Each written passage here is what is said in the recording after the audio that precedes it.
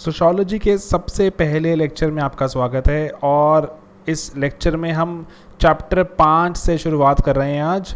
और चैप्टर 5 से क्यों कर रहे हैं? क्योंकि स्ट्रैटिफिकेशन मैंने आपको शायद बताया था, बहुत ही बेसिक सा चैप्टर है और लेकिन ये सोशियोलॉजी के बारे में आपको इतना रिच कर देगा, आपको इतना कुछ बता देगा सोशियोलॉजिकल टर्म्स के बारे में कि आंसर जब भी लिखना शुरू करोगे यूपीएससी के पॉइंट से आपके पास बहुत सारी टर्म्स होंगी ऑलरेडी। सिंपल तरह की चीज़ों, सिंपल चैप्टर है एंड लेकिन टर्म्स से भरपूर। तो इसमें हमने टॉपिक्स कवर करने आज equality, inequality, hierarchy, exclusion, poverty, deprivation. हम सिलेबस में लिखे हुए एक एक शब्द को कंप्लीट करेंगे, कोई भी चीज़ छोड़नी नहीं है हमने। ओके, सबसे पहले पहुंचते हैं इक्वालिटी पर। तो इक्वालिटी के बारे में बात करते हैं। इक्वालिटी बहुत ही ज़्यादा ऑफन यूज्ड एक टर्म है, ऐसा नहीं है कि आप पहली बार सुन रहे हैं इक्वालिटी क्या होता है। तो लेकिन इक्वालिटी के बारे में यहाँ पर मैं आपको चाहता हूँ बताना कुछ कॉन्सेप्ट्स। हम हर एक चीज़ का हमारा अटेम्प्ट क्या रहेगा कि हम हर एक चीज़ की डेफिनेशन ट्राई करें। अगर हमने चीज़ों की डेफिनेशन पढ़ ली तो हमें पेपर में आंसर शुरू करना आसान हो जाता है। तो इसलिए हमारा जो ओवरऑल जो पढ़ने का तरीका भी क्या होगा, डेफिनेशनल मोड ऑफ हमारा स्टडिंग ही रहेगा। हम डेफिनेशन पढ़ेंगे एंड देन अगर उसके बारे में हमें क्रिटिसाइज करना हुआ, अगर यूपीएससी का तो एक ही एजेंडा, यूपीएससी आपको सवालों में मेंस में पूछता ही यही है, सिर्फ critically analyse, criticise criticise criticise, हर चीज़ में क्रिटिसाइज। डेफिनेशन को आप उसमें कुछ कमियां निकाल दो, आप क्रिटिसाइज कर देते हो। ठीक है जी। तो डेफिनेशनल मोड ऑफ अपना अंडरस्टैंडिंग रखो, चाहे आप इको पढ़ रहे हो, चाहे पॉलिटी, चाहे गवर्नेंस, जो भी पढ़ रहे हो आप, डेफिनेशंस आपको आनी चाहिए। अब इक्वालिटी के बारे में बात करते हैं। इक्वालिटी होती क्या है? इक्वालिटी का सबसे पहले जो बात देखी गई वो सोशियोलॉजी में देखें तो emergence of sociology he equality पे बना हुआ है। कैसे? फ्रेंच रेवोल्यूशन आया। फ्रेंच रेवोल्यूशन में जब बात हुई 1789 में, ओके 1789, जो भी 89 को बोलते हैं हम, सॉरी। तो 89 में जब बात की हमने 1789 में कि हमारे फ्रांस में 3 तरह की एस्टेट्स हैं। हमारा फ्रांस जो था उस वक्त 3 तरह के, उसकी सोसाइटी 3 टुकड़ों में डिवाइडेड थी। 3 टुकड़े कौन से? एक जो कि चर्च के साथ जुड़े हुए थे, जिनको बोला गया क्लर्जी। ये हमारा वीडियो है फ्रेंच रेवोल्यूशन पे, जाके देख सकते हैं आप। ठीक है, क्लर्जी। और एक जिसको बोला गया नोबिलिटी, जो राजा महाराजा मिनिस्टर्स वगैरह थे। एंड तीसरे थे अपने कॉमनर्स, जो कॉमन लोग थे सारे। मेजॉरिटी 90% के आसपास, 95% के आसपास लोग कॉमनर थे, सारा का सारा टैक्स पे करते थे, तो बहुत ही एक्सप्लॉइटेड थे, या फिर कहें तो इक्वल नहीं थे। ये और ये ऊपर, ये बेचारे दबे कुचले। तो इसलिए इक्वालिटी की जंग शुरू हुई वहाँ पर फ्रेंच रेवोल्यूशन में। उसी के कारण सोशो का भी इमर्जेंस हुआ। हम ये चैप्टर 1 में देखेंगे, अभी बस आप मेरी बात मानो। ठीक है, ऐसा कुछ हुआ कि सोशो का जन्म वहाँ पर हुआ, सोशो के बारे में बात होनी शुरू हुई। तो हम अपने आंसर्स में लिख सकते हैं ये कि सोशियोलॉजी का जन्म ही इक्वालिटी की जंग से हुआ है। ठीक है जी। और आपके ना बहुत सारे आंसर्स की शुरुआत बनेगी, ये सोशियोलॉजी का जन्म इक्वालिटी में हुआ है, इनइक्वालिटी में हुआ, अभी हम देखेंगे आगे। ठीक है जी। एंड किसकी जंग चल रही थी? Liberty, equality, fraternity. French revolution की हमें 3 ये हमें आउटकम्स मिलते हैं, लिबर्टी, इक्वालिटी एंड फ्रेटर्निटी। तो आपके आंसर में अच्छी इंट्रोडक्शन, अच्छी शुरुआत हो सकती है इससे। एंड देन उसके बाद इक्वालिटी का मतलब क्या होता है? लिटरली मतलब अगर हम डिक्शनरी मीनिंग देखें उसका मतलब होता है आइडेंटिकल होना। तो लेकिन सोशल साइंसेज में थोड़ा मीनिंग डिफरेंट है, थोड़ा मीनिंग कॉम्प्लेक्स भी है, इतना सादा सिंपल मीनिंग नहीं है हमारे यहाँ पर। क्योंकि समाज में जाके देखो आप लोगों को, तो वहाँ पे लोग बहुत डाइवर्स हैं। डाइवर्स कैसे हैं? बायोलॉजिकली डिफरेंट है, किसी की शक्ल डिफरेंट है, किसी की हाइट डिफरेंट है, सोशली डिफरेंट है। ठीक है जी। एंड कोई कुछ और तरह का रिलीजन फॉलो करता है, कोई और रिलीजन फॉलो करता है। एंड देन इकोनॉमिकली अमीर गरीब, साइकोलॉजिकल, किसी का सोचने का तरीका कुछ और, किसी का और कुछ और। तो लोग डाइवर्स हैं, मतलब इक्वल तो नहीं है। लेकिन क्या इक्वल नहीं है तो हमको इक्वली ट्रीट भी ना करें? तो ये बात तो नहीं बनी कोई। तो इसीलिए हमारे पास इक्वालिटी की वेरियस स्टेजेस की बात होती है, जिस पे हम बात करते हैं। और हमने क्या बात सुनी? इक्वालिटी के स्टेजेस की बात करेंगे, क्योंकि थोड़ा पेपर जो हमारा सोशियोलॉजी का पेपर है थोड़ा अकेडमिक पेपर है, हमें अकेडमिकली ही लिखना है, थोड़ा दिल से लिखेंगे एंड अकॉर्डिंगली आप कहानी सुनते चलो, आपको काफ़ी ज़्यादा बातें याद भी हो जाएंगी।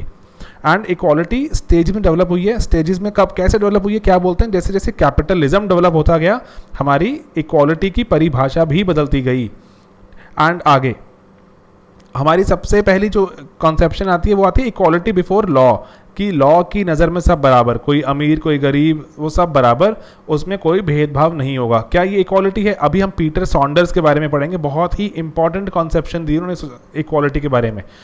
अच्छा जी। देन इक्वालिटी तो हमारी पॉलिटिकल भी हो सकती है। पॉलिटिकल इक्वालिटी का मतलब क्या हुआ कि पॉलिटिक्स की नज़रों में, या फिर अगर किसी को कोई पॉलिटिकल कोई वॉइस अगर अपनी बतानी है, लेट्स से अगर मुझे मेरी वोट या फिर लेट्स से किसी और की वोट में कोई फ़र्क है, अगर मैं कहूँ नहीं कोई फ़र्क नहीं है, सभी की वोट्स बराबर हैं, तो मैं कहूँगा पॉलिटिकल इक्वालिटी है। ओके, देन यूनिवर्सल एडल्ट सफराज, ये आपको पता है, ये भी पॉलिटिकल इक्वालिटी की ही एक टाइप है। यूनिवर्सल मतलब सभी को मिलेगा, अगर जो एडल्ट हो जाएंगे वो वोट डालने का हक मिलेगा। पॉलिटिकल इक्वालिटी में अपने पास एक और भी चीज़ है कि जितनी भी पॉलिटिक्स की पोस्ट्स हैं वो सभी पोस्ट में भी कॉन्टेस्ट कर सकता हूँ। ऐसा नहीं है कि वो पोस्ट रिजर्व की हुई है हमने, सिर्फ उसी परिवार का बंदा आके बैठेगा। No no no, political equality says कि कहीं ना कहीं मैं भी आके उस पर बैठ सकता हूँ उस कुर्सी पर। And then socio economic equality की, क्या समाज में मुझे इज्जत से सभी को बराबर नज़रों से देखा गया। एंड देन जेंडर इक्वालिटी, ये सब ना आपको मैं बहुत सारे फॉर्डर पॉइंट दे रहा हूँ जिस पे हमने इक्वालिटी के बारे में सोच सकते हैं कि इक्वालिटी लॉ के बारे में, पॉलिटिक्स के बारे में, इकोनॉमी के बारे में, वोट डालने की इक्वालिटी, जेंडर, क्या मेल और फीमेल को सेम माना गया, क्या मेल फीमेल को, ये सब ये वेरियस पॉइंट्स हैं जिन पे हम इक्वालिटी को नाप सकते हैं। अब एक इम्पॉर्टेंट एक अपने पास बात आ रही है पीटर सॉन्डर्स की। पीटर सॉन्डर्स ने हमें 3 तरह की इक्वालिटी के बारे में बताया और ये बहुत ही इंपॉर्टेंट है आपके लिए जानना। पहला, वो कह रहे हैं 3 तरह की इक्वालिटी हैं। सबसे पहली इक्वालिटी बोलता है वो फॉर्मल इक्वालिटी। फॉर्मल इक्वालिटी, अगर आप नोट्स बना रहे हैं तो साथ साथ प्लीज़ ये नोट्स बनाते रहो, लिखते रहो। फॉर्मल इक्वालिटी में क्या बोलता है वो कि जितने भी मेंबर हैं समाज के सबको सेम लॉज एप्लीकेबल हैं। ठीक है जी, सभी को सेम लॉज एप्लीकेबल हैं, लेकिन वो बोलता है same laws and same rules लगेंगे सब पर, अमीर गरीब वगैरह कोई फर्क नहीं होगा। ठीक है जी, लेकिन कह रहा है इससे it does not imply that everybody ends up in the same position. आप इमेजिन करो, आप अमीर मैं गरीब, मैंने आप पर भी वही लॉ लगाया कि अगर आपने मर्डर किया तो आपको भी सज़ा इतने साल की, मुझको भी सज़ा इतने साल की, तो क्या ये कैसे इंश्योर करेगा कि मेरी गरीबी ख़त्म हो जाएगी? नहीं इंश्योर करेगा। वो कहता है कि same laws and same rules लगाने से लोग सेम नहीं हो जाते, गरीब गरीब ही रहेगा। तो इसलिए फॉर्मल इक्वालिटी को वो कहीं ना कहीं रिजेक्ट करता है। वो कह रहा है फॉर्मल इक्वालिटी से लोग इक्वल नहीं हो जाएंगे, सिर्फ उनका ट्रीटमेंट इक्वल होगा, उनको इक्वली ट्रीट किया गया। देन वो आइडिया देता है हमें कौन सा, इक्वालिटी ऑफ अपॉर्चुनिटी, कि अगर मैं समहाउ ये इंश्योर कर दूं जो अगर कोई पुअर था या कोई अगर रिच था उनको अपॉर्चुनिटी बराबर दी जाएगी कि आप भी आओ अपना टैलेंट शोकेस करो, मुझे भी अपना टैलेंट शोकेस करने का बराबर मौका मिलेगा। तो मैं कहूँगा इक्वालिटी ऑफ अपॉर्चुनिटी से शायद इक्वालिटी आ जाए। People have equal chance to become unequal. मैं आपको ये सब कुछ ना एक रेस के पॉइंट से समझाता हूँ। मान लो ये रेस का स्टार्टिंग पॉइंट, मान लो रेस का स्टार्टिंग पॉइंट ये है एंडिंग पॉइंट, यहाँ लिख रहा हूँ स्टार्ट, यहाँ लिख रहा हूँ एंड। ठीक है जी, तो वो हम क्या कह रहे हैं कि सभी को हमने स्टार्टिंग पॉइंट सेम दे दिया, सभी को स्टार्टिंग पॉइंट हम सेम देना चाहते हैं। कोई पहले पहुंचे, किसी में ज़्यादा क्षमता है पहले पहुंच जाएगा, किसी में क्षमता कम है तो थोड़ा पीछे रहेगा। तो हमने इक्वालिटी ऑफ अपॉर्चुनिटी क्या बोलता है कि सभी को हम शुरुआती पॉइंट सेम देंगे। ठीक है जी, इसीलिए सरकार बहुत सारे स्कूल खोलती है ताकि अमीर गरीब में फ़र्क कम हो जाए, कि स्कूल खोलेंगे सभी को इक्वल एजुकेशन मिलेगी, तभी सोसाइटी में लोग कम्पीट करेंगे, जिसने ज़्यादा मेहनत की वो आगे निकल जाएगा। लेकिन तब भी हमने बात करते हैं कि पियर बोर्दो का आइडिया लेकर आएंगे यहाँ कल्चर ऑफ एक्सीलेंस का, कि भाई जो घरों के अंदर जो कल्चर चल रहा है वो वाला कल्चर ऑफ एक्सीलेंस को कैसे रिप्लेस करोगे। इसको अपने नोट्स में लिख के रखना, पियर बोर्दो का आइडिया ये, उसको कैसे रिप्लेस करोगे आप। अपॉर्चुनिटी तो इक्वल कहते हैं आपने दे दी सबको, लेकिन मेरे घर वाले मेरे से बहुत बात पूछते थे कि भाई कि पढ़ाई कर रहे हो कि नहीं कर रहे हो। मेरे को बुक्स ला के दी है, मेरे को इंटरनेट ला के दिया, बहुत कुछ ला के दिया, कोचिंग सेंटर्स में भर्ती करा दिया, तो मेरे पास तो एक्सेल करने के ज़्यादा चांस हो गए। तो स्टार्टिंग पॉइंट सेम कैसे हुआ, ये तो हुआ ही नहीं सेम। तो इसलिए भी इस पर भी डाउट करते हैं। अब इसके बाद तीसरी तरह की बात आती है, मैं इसको हटा रहा हूँ, वो बोलते हैं उसको इक्वालिटी ऑफ आउटकम, कि आउटकम बराबर कर दो। ये मार्क्सिस्ट आइडिया है, ये बड़ा रैडिकल आइडिया है। Marxist idea equality of outcome क्या बोलते हैं कि चाहे आप चलाओ रिक्शा, चाहे आप करो हाई फाई सर्जरी, 1 घंटा काम करोगे तो 1000 रुपये मान लो आपको तनख्वाह मिलेगी। ये बहुत ही रैडिकल आइडिया है कि चाहे जहाँ मर्जी से शुरू हुए थे आप, यहाँ शुरू हुए चाहे यहाँ शुरू हुए, पहुँचेंगे सभी एक ही जगह, कहते तभी अल्टीमेट इक्वालिटी आएगी। ऐसा किया भी गया था यूएसएसआर में, इक्वालिटी ऑफ आउटकम। तो लेकिन इसको कैपिटलिस्ट बहुत ही इसको रिजेक्ट करते हैं। वो कह रहे हैं कि मेरे पास मोटिवेशन क्या रहेगी, मैं मेहनत वाला काम क्यों करूं, सभी को सेम ही काम करना है।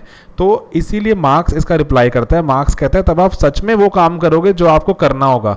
अभी तो आप समाज के दबाव में कह रहे हो कि अच्छा जी ज़्यादा इज्जत मिलती है कि ज़्यादा पैसे कमाते हैं डॉक्टर्स, सर्जन्स, आईएएस वगैरह, तो मैं आईएएस बन जाता हूँ। वो कह रहे हैं जब सबको सेम पैसे मिलेंगे तो सच में लोग वो वाला काम करेंगे जो उन्हें करना होगा। आपको मैं चाहता हूँ एक सवाल पूछना यहाँ पर कि लोग बंजी जंपिंग करते हैं और इतने एडवेंचर स्पोर्ट करते हैं, उसके कोई उन्हें पैसे मिलते हैं? कोई पैसे नहीं मिलते ना उन्हें, तब भी लोग करते हैं एडवेंचर स्पोर्ट, क्योंकि लोगों को करना होता है। इसीलिए मार्क्स कह रहे हैं कि जिसको जो करना होगा वो अपने आप करेगा अगर हम सबको इक्वल सैलरी दें। जिसको रिक्शा चलानी होगी, एक मेरा फ्रेंड है वो कोपनहेगन में रहता है एंड वो मुझे बता रहा था कि वहाँ पर एक नोबल लॉरिएट हैं, वो अभी टैक्सी चला रहे हैं, क्योंकि वो कह रहे हैं मैंने जो करना था मैंने कर लिया, अब मुझे टैक्सी चला के पूरा शहर घूमना है। एंड वो शहर घूमते हैं पूरा आराम से, इत्मीनान से। तो मार्क्सिस्ट आइडिया ये इक्वालिटी ऑफ आउटकम बहुत ही रेडिकल है, समाज में इम्प्लीमेंट करना बहुत ही मुश्किल है, लोग बहुत प्रोटेस्ट करेंगे, लेकिन ये हमारे पेपर के लिए तो बहुत ही अच्छा आइडिया है। पीटर सॉन्डर्स ने 3 बताया, formal equality, equality of opportunity and equality of outcome. ये लिख कर रखना, ठीक है जी। इसमें हम अपने आंसर को और अच्छा बना सकते हैं। हम पूरे के पूरे सिलेबस को ऐसे कवर करेंगे, हम और पॉइंट्स डालते जाएंगे ताकि हमारा पर्सपेक्टिव और वास्ट दिखे। अपने पेपर को आपने ऐसा बनाना है कि बहुत सारी डायमेंशंस टच करे वो, ठीक है जी। एंड मैं आपको बता रहा हूँ कि हम ऐसा करते रहे हैं, हमारे मार्क्स भी अच्छे आते रहे हैं। सोशियोलॉजी में पर्सपेक्टिव दिखाते रहो। मैं आपको वादा करता हूँ यहाँ पर कि आप जीएस में भी अगर आप ये कर पाए, मैं पूरी मदद करूँगा आपकी। पर्सपेक्टिव्स नए तरह के नज़रिए डालने की, जीएस में भी आपके नंबर ज़्यादा आएंगे, ठीक है जी। इसमें पर्सपेक्टिव डालो। और एक थिंकर थे लुई दूमो। मैं आपको ना ये सब पहली बार अगर आप थिंकर सुन रहे हो, मैं थोड़ी इनकी कहानियाँ सुनाता रहूँगा ताकि दिमाग में बैठ जाए। लुई दूमो इंडिया आए फ्रांस से, एंड इंडिया आके बेचारे हैरान परेशान, यहाँ पर भाई ये हो क्या रहा है, इतना कास्ट सिस्टम, कोई ऊंच कोई नीच। तो इन्होंने एक किताब लिखी एंड किताब का नाम था होमो हिरार्किकस। वो कह रहे थे इंडिया में होमो मतलब ह्यूमंस की तो हिरार्की लगी हुई है। हिरार्की मतलब कोई ऊपर कोई नीचे, कोई नीचे कोई नीचे। हिरार्की में बोलते हैं जैसे चीफ सेक्रेटरी, देन उसके नीचे सेक्रेटरी, एडिशनल सेक्रेटरी, जो भी हिरार्की में काम करते हैं, ठीक है जी। ऐसे कहते हैं ह्यूमंस की हिरार्की है, सबसे ऊपर वाली कास्ट नीचे वाली कास्ट, कहते हैं बड़ा ही अजीब है, ठीक है जी। और कहते हैं इसलिए यहाँ पर ह्यूमन होमो हिरार्किकस में इक्वालिटी आ ही नहीं सकती, इसलिए आप यहाँ कोड कर सकते हो लुई दूमो सेज इंडिया में होमो हिरार्किकस है, that's why equality is not possible. और वेस्ट में होमो इक्वलस है, वहाँ पर ह्यूमंस इक्वल माने जाते हैं, वहाँ पर आ सकती है इक्वालिटी। तो आप ये नया पर्सपेक्टिव डाल सकते हो, लुई दूमो ने ऐसा समझा। एंड इस पर ऐड कर दो आप कार्ल मार्क्स। कार्ल मार्क्स का आइडिया हम पूरा इत्मीनान से डिस्कस करेंगे। कार्ल मार्क्स हिस्ट्री की बात करता है, कैसे हिस्ट्री के थ्रू चलते चलते देखा गया कि कुछ हैव्स हुआ करते थे जिनके पास रिसोर्सेज हैं, एंड कुछ जिनके पास रिसोर्सेज नहीं थे उनको हैव नॉट्स। मैंने सुपर बेसिक्स में इसके बारे में थोड़ी बात की थी। तो मार्क्स कह रहा है कि ये भी तो हायरार्की ही लगी हुई है, ये इक्वल तो है ही नहीं, ये भी इक्वल। तो ये कह रहा है कि कैपिटलिज्म में तो ये इनइक्वालिटी बहुत अपने पीक पर आ जाएगी, कैपिटलिज्म में पीक में आ जाएगी, फिर प्रोटेस्ट रेवोल्यूशन आएंगे, उसके बाद अगली जो वो कह रहे हैं कैपिटलिज्म ब्रिंग्स इनइक्वालिटी, एंड इसके बाद जब जंग छिड़ेगी सोशलिज्म आएगा, सब लोग बराबर हो जाएंगे। उसके बाद फाइनली कम्युनिज्म में हम बात करेंगे, आपको मैं और इत्मीनान से समझाऊंगा क्या होता है कार्ल मार्क्स का आइडिया। तो कम्युनिज्म तो कह रहे हैं अल्टीमेटली इक्वालिटी लेकर आएगा। आपने एक और पर्सपेक्टिव ऐड कर दिया अपने आंसर्स में, you will have to drop in a lot of names and perspective, ठीक है जी। लुई दूमो ने इंडिया में क्या समझा, कार्ल मार्क्स ने दुनिया में क्या समझा।